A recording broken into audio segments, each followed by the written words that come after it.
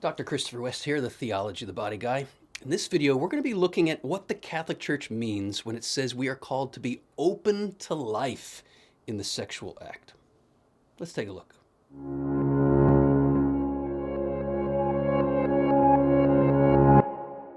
If you're new to this channel, we are all about demonstrating how our earthly bodies reveal heavenly mysteries. If you want to dive deeply into what it means to be human, and why we're created male and female in the first place, you're going to want to subscribe to this channel. And if you click the notification bell, leave a comment, share this video with friends, you are compelling YouTube to preach the gospel in a world that desperately needs it. Not a bad deal. We're continuing my series looking at questions in Good News About Sex and Marriage, my Q&A book. If you want to follow along, you can check out the link in the description below. We are on page 81, and we're looking at the marital commitments of free self-giving, total self-giving, faithful self-giving, and a self-giving that is open to life. All of this is meant to be lived out as couples express and renew their marriage vows in the sexual act, or the marital embrace, as it is appropriately called. We're on page 81 here, and we're looking at this commitment to being open to life. What does it mean?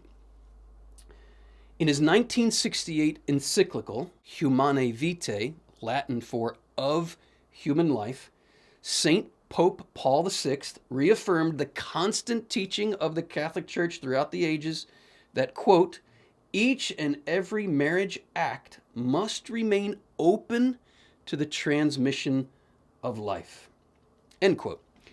Perhaps a better way to put it would be this, that spouses must not do anything of their own will, that's a very important line, of their own will, to close the act of intercourse to the transmission of life.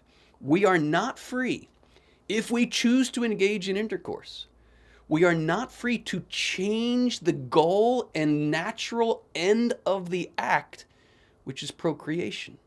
If we render the act sterile, we are taking the powers of life into our own hands, and we are making ourselves like God. Now, because this is probably one of the most contested and misunderstood teachings of the Catholic Church, I devote an entire chapter in my book, Good News About Sex and Marriage, to addressing several questions related to this teaching. We're going to get to that as this series continues. For now, I just want to give an overview of what it means and what it doesn't mean when the church says we are called to be open to life. Someone asked me, are you saying that the only time you have sex with your wife is when you want to have a baby? No, I respond on page 81. I'm saying that the only time I have sex with my wife is when we want to express and renew our marriage commitment. It is a myth that the church teaches sex is only for babies, or that the only justifiable reason for having sex is because you want to have a baby. And we have to admit here that some thinkers in the history of the church, thinking of people like St. Augustine, did give this impression that the only reason, or the only justifiable reason for sex is to procreate. But that has never been the official teaching of the church. Furthermore, this is another misunderstanding, the long-standing formulation in church teaching that procreation is the primary end of sexual union has been misunderstood to mean that it's the only end or the only good end. That is not what the church has ever taught either. It's a misunderstanding.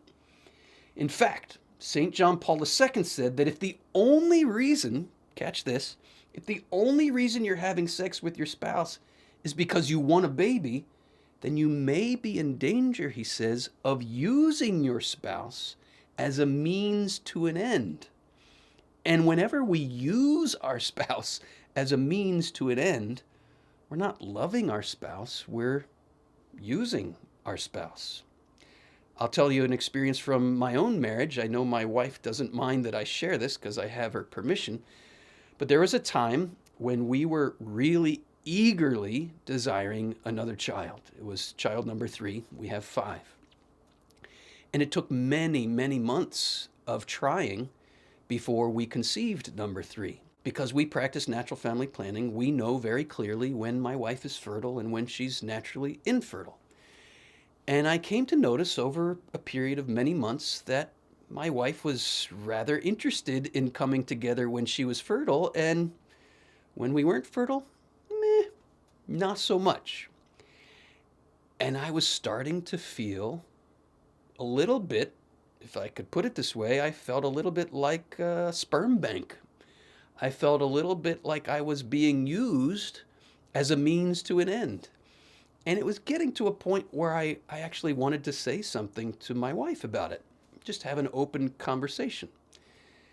And that very day, she came to me and she said, honey, I know I'm fertile right now, and I know like tonight would be the peak opportunity to try to conceive, but I've been realizing that I haven't been coming to our union with the right attitude. I've kind of been using you to a certain extent to satisfy this desire for another baby.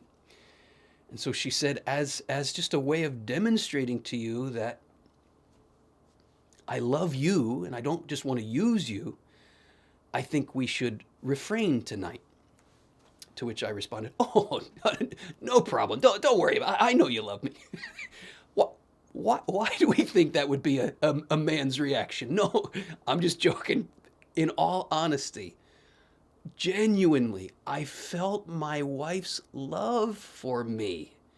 I felt her willingness to really look honestly at her own motives and come to me and say, I want to grow in what it means to love you. And indeed, sometimes abstinence is proof of love. Indeed, love often demands abstinence. There are many, many occasions in married life where we might want to renew our wedding vows through sexual intercourse. That's what we're supposed to be doing. But love demands we abstain. And in this example, when my wife came to me that day, I really felt her love. And we refrained that night, and I experienced her love in a whole new way, that she was willing to sacrifice coming together on peak fertile time when she really wanted a baby. She was willing to sacrifice that for me to demonstrate to me she loved me. And I wasn't just a sperm bank. That's what John Paul is getting at when he says, if the only reason you're having sex is because you want a baby, there's a danger that you're using your spouse and not loving your spouse. Let's continue here. Now, I go back to my wedding day here and I say, I remember very clearly that on my wedding day, the priest asked Wendy and me at the altar if we would receive children lovingly from God, to which both of us responded, we will. Fidelity to our wedding vows demands that we never intentionally impede the possibility of pregnancy if and when we choose to express our wedding vows by coming together in sexual intercourse. In other words, while it is not necessary and in fact could be unloving to resolve we are having sex in order to have a baby, we must, in order to be faithful to our wedding vows, we must be willing to say, in having sex, we know that we could have a baby, and we are willing to receive that child lovingly from God. As St. John Paul II himself concluded, that approach alone is compatible with love and makes it possible to share the experience of love. I have so much more to share with you about the Church's teaching on this very controversial and misunderstood issue. And I'll be doing a whole series of videos when we get to chapter 6 of Good News About Sex and Marriage. For now, I just want to leave you with this thought. If we are made in the image and likeness of God as male and female, and in the call of the two to become one flesh, to be fruitful and multiply, what are we saying when we render sexual union sterile? Whether we know it or not, we're saying, I don't want to live in the image and likeness of God. Well, who is God? God himself is an eternal exchange of life-giving love. From all eternity, God the Father is generating the Son in the power of the Holy Spirit. God, of course, is not sexual, but our sexuality is an image of that eternal exchange of life-giving, generating love found in the Trinity. To render the sexual act sterile, again, is to say, I don't want to image God. I don't want to speak the truth of who God is with the language of my body. In fact, when we render the sexual act sterile, we're telling a lie with our bodies.